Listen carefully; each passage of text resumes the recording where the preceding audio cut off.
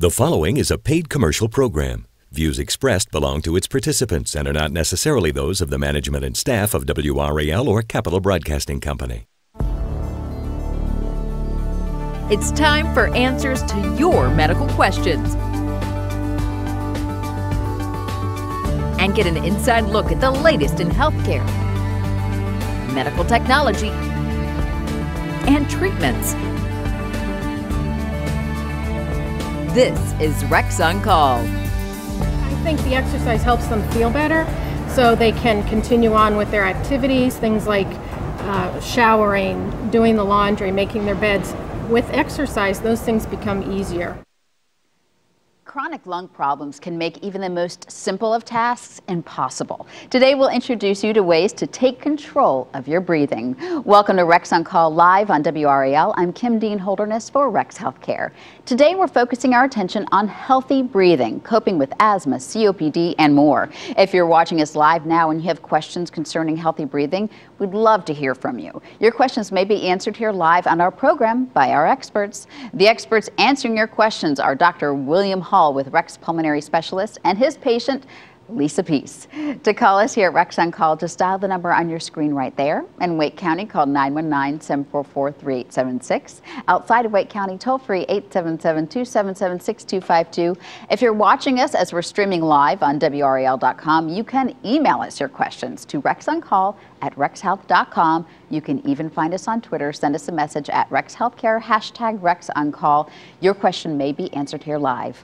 Chronic lung disease can make it difficult to breathe, which would obviously make it difficult to be active. But for those with breathing problems, it's so important to exercise to build strength and endurance and make it easier to breathe in the long run. Rex Wellness Center is home to a successful pulmonary rehab and maintenance class. And we join some participants as they work to build a better life. This is not just another trip to the gym for Susan Everett. As a member of the pulmonary maintenance class at Rex Wellness Center, it's a chance at a better life. Though she quit smoking 16 years ago, the damage had been done. She was diagnosed with COPD, chronic obstructive pulmonary disease, 2 years ago. I have no one but myself to blame for this, but hindsight being what it is, there's nothing I can do about that.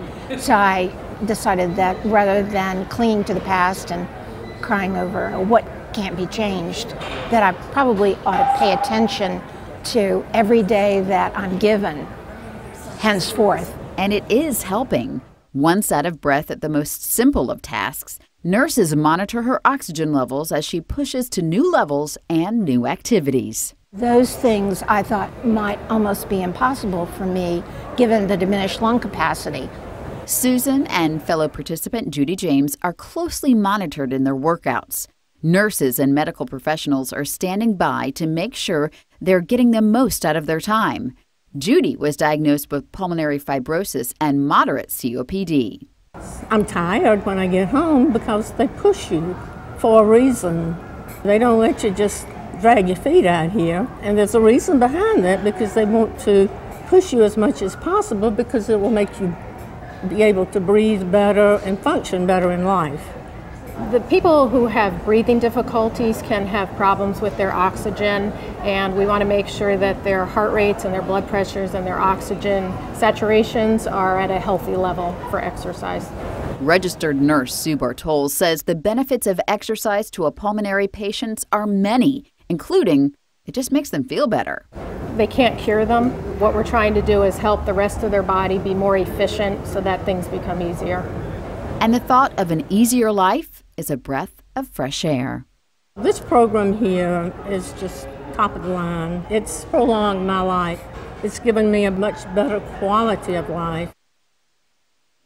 Joining us now to answer your questions are Dr. William Hall and Lisa Peace. Now, Lisa, let's start with you. You had a very specific case when you had asthma, but when you got pregnant, it got a lot worse. Tell me about what happened. Well, I've had asthma since I was a child, and it was pretty much well maintained. I would have flare-ups when I got a cold, and then I'd have to have some additional medications to help get my breathing under control. And it stayed that way for the majority of my life. And then when I got pregnant, just after the first month of pregnancy, I had a massive flare-up with it, and my OB referred me to Dr. Hall's office to help get that under control, because obviously breathing in pregnancy, you gotta be careful. You gotta be able to do that for Yeah. sure. Yeah, and well, I mean that gets tricky with with pregnancy and those certain medications. What were you able to take and change? Actually, there wasn't much eliminated. He changed up the medications, gave me what I needed to get my breathing under control. And I know a lot of controversy about taking medications during your pregnancy, but the bottom line is if you can't breathe, your baby can't breathe either. So Right, and your baby's healthy and wonderful. So yes, so there you far go. everything seems good. So far, so good. Okay, Dr. Hall, many of those patients we just saw in that piece were actually your patients as well. They had been smokers, but they had quit decades before. So is the damage done if you're a smoker, or is it possible to kind of, they were only diagnosed after decades of not smoking? Mm-hmm. So. Well, what I tell most people is the time to quit is now. If they are still smoking, then they should quit now. What happens when most people smoke is that there's a decline in their lung function in certain people that is more than average. And then when someone quits, often people have an improvement in their lung function, but then their lungs still decline at the same rate that any average person's lungs decline, because our lungs decline a little bit like everything else does with age. And so then now their lungs are getting worse at a rate that's similar to everyone else. Mm-hmm. And at some point they cross over a threshold where they have symptoms. And that can sometimes result in a delay between quitting smoking and symptoms.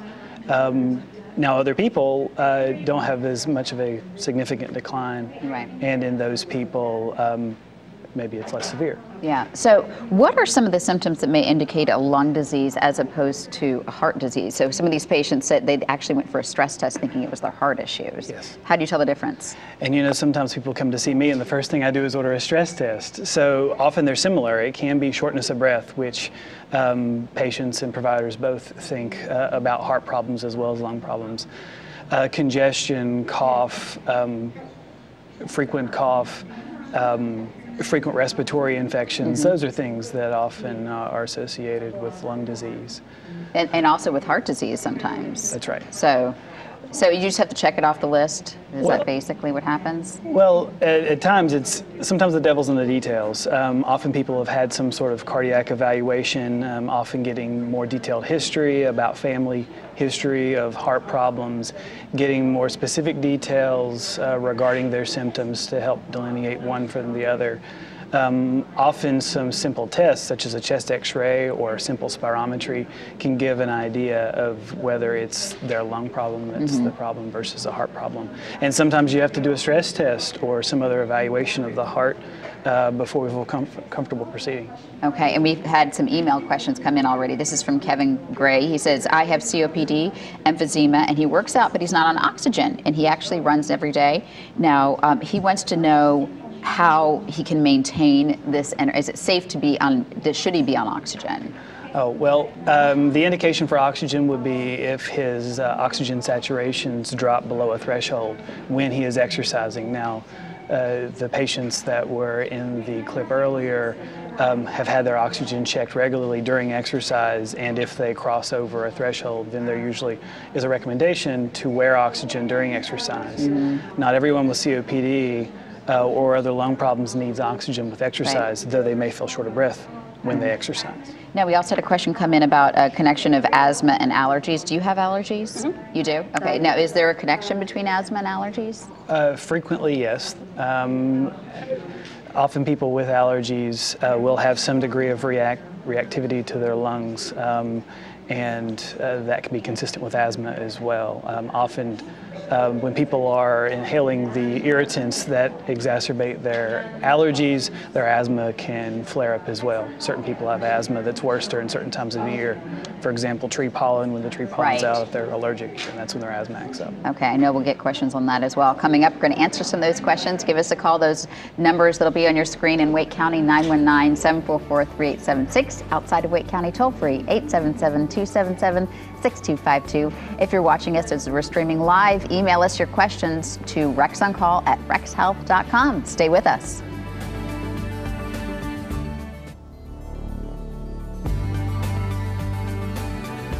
Welcome back. This is Rex on Call live on WRAL. Today we're answering your questions on healthy breathing. If you have questions for our experts, call in now. Those numbers are on your screen, and we have a big stack to get to, so I'm going to start. This is from Janet on the question of smoking. Does chewing tobacco have the same respiratory effects as smoking cigarettes? It's less well studied. Rather than focus on whether one is equivalent to the other, smokeless tobacco is associated with numerous cancers and is also quite addictive. So we would never advocate doing one instead of the other. They're both pretty bad things to do. Oh, okay. So this is from Wendell, a 19-year-old with asthma. Will it ever go away? Asthma is a dynamic disease. Often I see people in whom their asthma, they grew out of it. Often people have asthma only as children. Occasionally I'll have a patient with adult onset asthma. So asthma is a dynamic disease, as Ms. Peace Yeah, also, so did you have asthma as a child? Yes, I did. When were you diagnosed? Roughly around age 4. Okay. Okay, and that obviously it's not something. I have not outgrown it. You have not outgrown it. But it was better. It gets better, right? Yeah, there are certain times, really, well, apparently outside of pregnancy, I generally only have a flare-up when I have a cold, and that triggers everything to kind of go haywire. So. And you exercise to keep things in check. Yeah, I find that water sports do that best for me. Okay. This is from Willie in Rocky Mount. He has COPD. Is there a cure? There is no cure for COPD. People often ask me that. The best thing to do is to quit smoking, quit doing other things that could harm lungs from avoiding other inhaled irritants. Exercise aggressively, take medications to minimize inflammation in the lungs when indicated, depending on lung function and symptoms. Okay. Marcy emailed in, and her husband was diagnosed with pneumonia due to Legionnaires. He's very weak. How should he be building endurance? He's so weak that exercise is tough. Well, when people have trouble with exercise, the first question in my mind is whether or not their oxygen is dropping when they exercise. There could be also deconditioning associated with hospitalization if there was one that occurred with the Legionnaire's disease. So if someone's unable to do physical therapy outside of the home, then the first thing to do would be question whether or not home physical therapy is a bridge to some sort of outpatient physical therapy where they travel to a facility. So that's often the first thing I do is write for home physical therapy as a bridge to some sort of outpatient therapy. Okay. This question came actually from Ashley. She's going to Wyoming with her 6-year-old and wanted to know, in terms of changing pressure and traveling, how does that affect, or how could it affect her little girl? Well, I think of change in pressure as more of an issue for someone who has low oxygen. When I'm dealing, well, first of all, I don't see children, but when you're seeing patients in whom their biggest issue is asthma, then the real question is exposures and less pressure. Okay, and Alan from Pinehurst actually just wants to know about pulmonary fibrosis. He wants to know what it is and what are the symptoms. Oh, there's so many. When people talk about pulmonary fibrosis, often what they're talking about is a whole category of lung disease, and it's the so-called idiopathic interstitial pneumonias. Now, under that umbrella are many different lung diseases, one of which is idiopathic pulmonary fibrosis. These are all different patterns of scar in the lungs, some of which have treatments. Others have some controversial treatments that aren't well studied yet. But for the most part, the therapy is exercise and oxygen. And so, depending on what type of fibrosis, and that can only be determined by a lung physician or the provider, then certain treatments can be recommended. But fairly universally, the treatment of oxygen when needed, surveillance, considering whether or not a biopsy is indicated, and frankly whether or not transplant is indicated, depending on the severity and type of lung disease. Okay, great. We're going to answer more of your questions after the break, and later hear how a group of oncologists have banded together to bring awareness to women's cancers and how you can help. Stay with us. This is Rex on Call.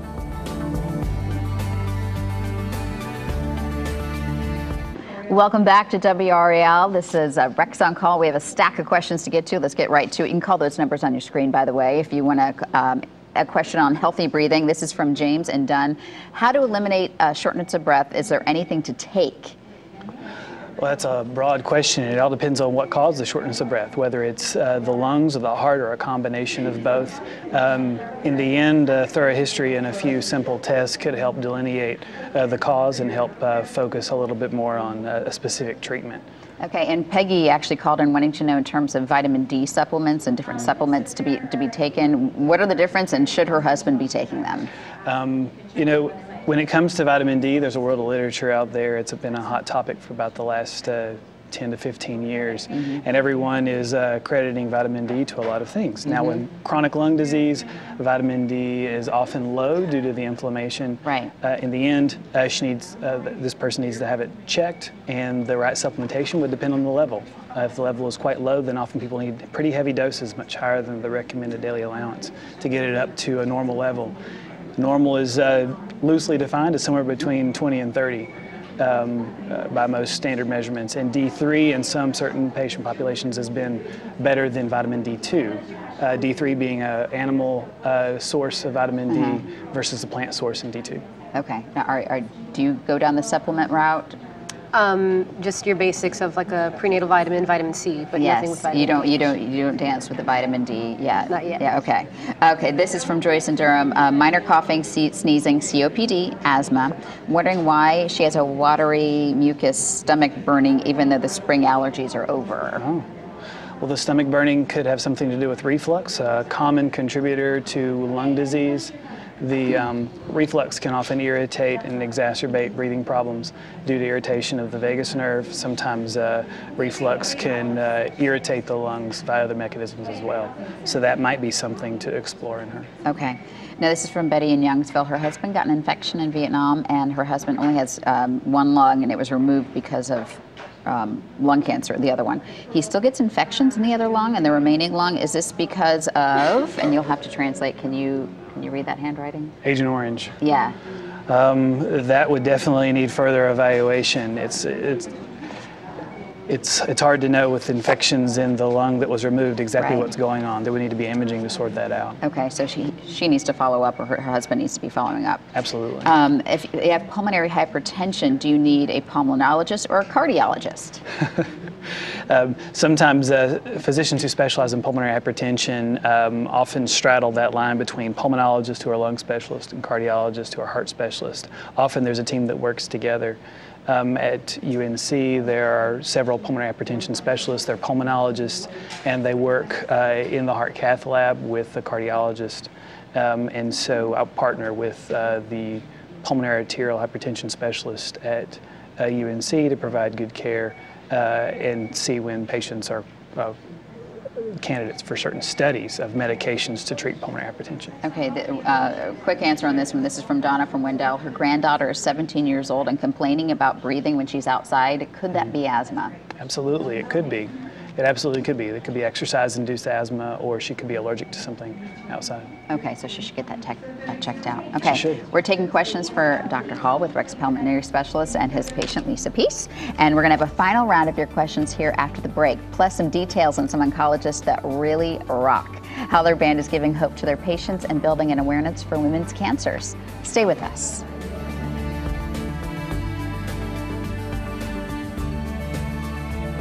Welcome back to the show. This is Rex on Call, and we're taking a final round of your questions right now. Okay, this is Beverly in Roxborough. Electronic cigarettes, does this cause any harm with COPD? You know, electronic cigarettes are fairly new onto the market. What I tell most of my patients is that they are not FDA regulated or approved. Interestingly, they're not marketed as a smoking cessation device. That being said, some patients have told me they quit smoking with them.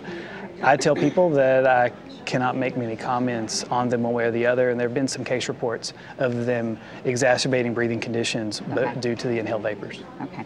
This is Samuel, has emphysema and COPD, and he gets short-winded walking into a room where there's a different temperature. So what can he do for that? Aside from being careful, avoiding different temperatures, making sure that he's on appropriate medications to control his COPD would be one of the biggest things he could do. Carrying around a rescue inhaler for when there's a sudden temperature change could also help. Okay, this is Della. Her 72-year-old husband has liver cancer and COPD. Is it okay for her to smoke around him? I would say absolutely not. Okay, very good. That's the short answer to that one. Melissa and Raleigh, daughter's 12 years old, takes Advair, concerned about the side effects, and should she wean her off? And you said you didn't treat children. Yeah. I do not treat children. I would defer that to a pediatric pulmonologist. And certainly the least amount of medicine that someone can be on to control their symptoms is always the best thing. And we talked about that with Lisa's case. And what was so tricky about treating her when she came to you? She was 4 months pregnant. Well, as I told Lisa when I met her, the issue here is to be on the least amount of medications to control your symptoms and to use medications that are the safest in pregnancy. Those are the so-called often the class B medications, which have been proven to be safe. The problem is there are not many medications that meet class B criteria.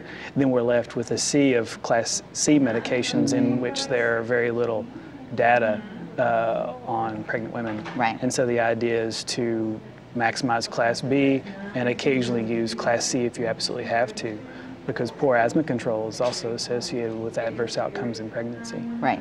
So it's important to get that under control. Yeah. And this is Martha. She has severe lung disease and heart trouble, asthma. She is on oxygen 24/7, a nebulizer. What can she do in home to build strength and endurance? We talked about that a little bit, but in terms of to exercise. Yeah. The key here is to exercise as much as possible and potentially utilize as many home health services as one qualifies for.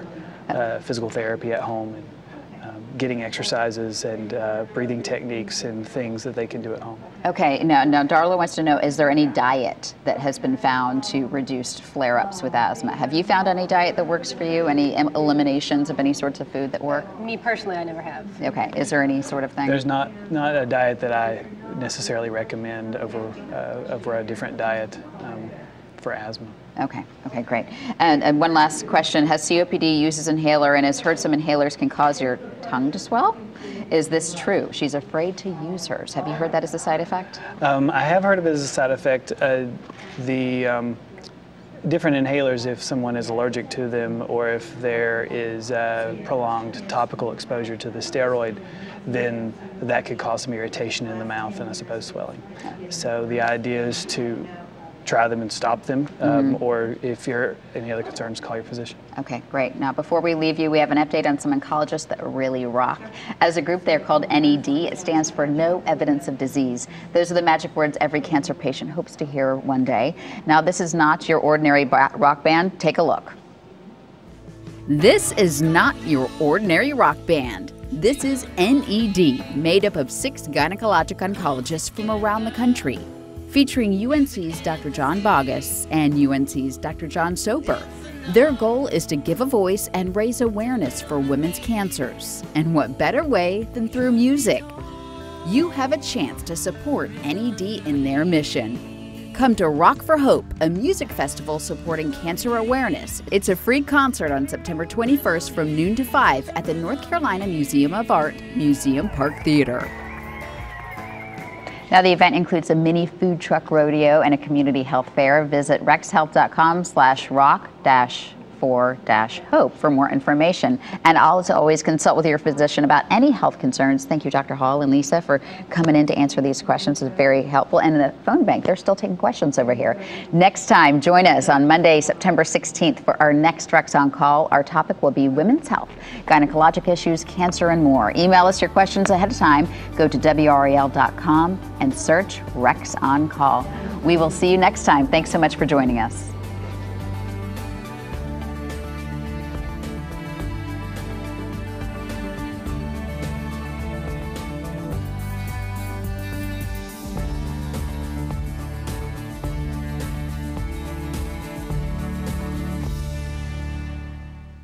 This has been a paid commercial program. Views expressed belong to its participants and are not necessarily those of the management and staff of WRAL or Capital Broadcasting Company.